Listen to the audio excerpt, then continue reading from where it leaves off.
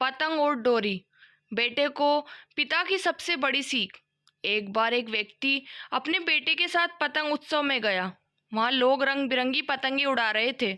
आसमान में उड़ती रंग बिरंगी पतंगों को देख बेटा भी पतंग उड़ाने मचल उठा। उसने अपने पिता से कहा, पापा मैं भी पतंग उड़ाना चाहता हूँ, प्लीज मेरे लिए एक पतंग खरीद दीजिए।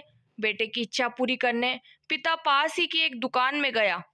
वहां से एक सुंदर सी पतंग और डोरी वो अपने बेटे के लिए खरीद लाया। बेटा पतंग पाकर खुशी से झूम उठा। कुछ देर बाद वह भी डोर थामे पतंग उड़ा रहा था। उसकी पतंग ऊंचे आसमान में उड़ रही थी, लेकिन वो खुश नहीं था। वो चाहता था कि उसकी पतंग और ऊंची उड़े। वो पिता से बोला, पापा ऐसा लग रहा है कि डोर की वजह से पतंग ऊंची नहीं उड़ पा रही है। क्यों ना इसकी डोर काट दी जाए, इससे पतंग आजाद होकर और भी ऊंची उड़ने लगेगी। प्लीज आप इसकी डोर काट दो। बेटे की बात मानकर पिता ने पतंग की डोर काट दी। डोर काटते ही पतंग ऊपर जाने लगी।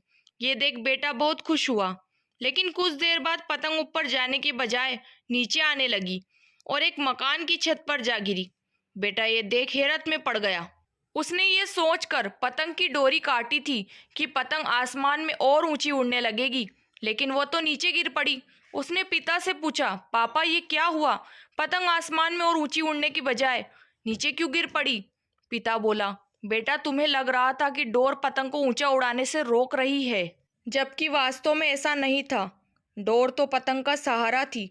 हवा की गति अनुसार तुम डोर खींचकर या उसे ढील देकर पतंग को ऊंचा उड़ने में मदद कर रहे थे, लेकिन जब डोरी रूपी सहारा कट गया तो पतंग को मदद मिलनी बंद हो गई और वह नीचे गिर पड़ी। ऐसा जीवन में भी होता है। जीवन की ऊंचाइयों पर पहुंचकर हमें लगने लगता है कि परिवार, रिश्ते और दोस्त हमें बांध रहे हैं और सफलता के शिखर पर पहुंचने से रोक रहे हैं, लेकिन हम भूल जाते हैं कि हमें ऊंचाइयों पर ले जाने वाली डोर हैं। उनके नैतिक बल के बिना सफलता की उड़ान मुश्किल है। बेटे को अपनी गलती समझ आ गई। इस कहानी से हमें सीख मिलती है कि कई बार हम सोचते हैं कि हम अपने जीवन में जल्दी प्रगति कर लेंगे या जीवन की नई ऊंचाइयों को पालेंगे यदि हम अपने घर और परिवार के बंधनों से मुक्त हो जाएंगे, लेकिन हम भूल जाते हैं कि हमारा परिवार और प्रियजन हमें जीने में और जीवन में आगे बढ़ने में मदद करते हैं। बुरे समय में परिवार और प्रियजन हमारा सहारा बनते हैं और हमें प्रेरित करते हैं। वे हमें बंधनों में नहीं जकड़ते, बल्कि सहारा देते हैं। इसीलिए उन्हें कभी भी खुद से दूर मत करो।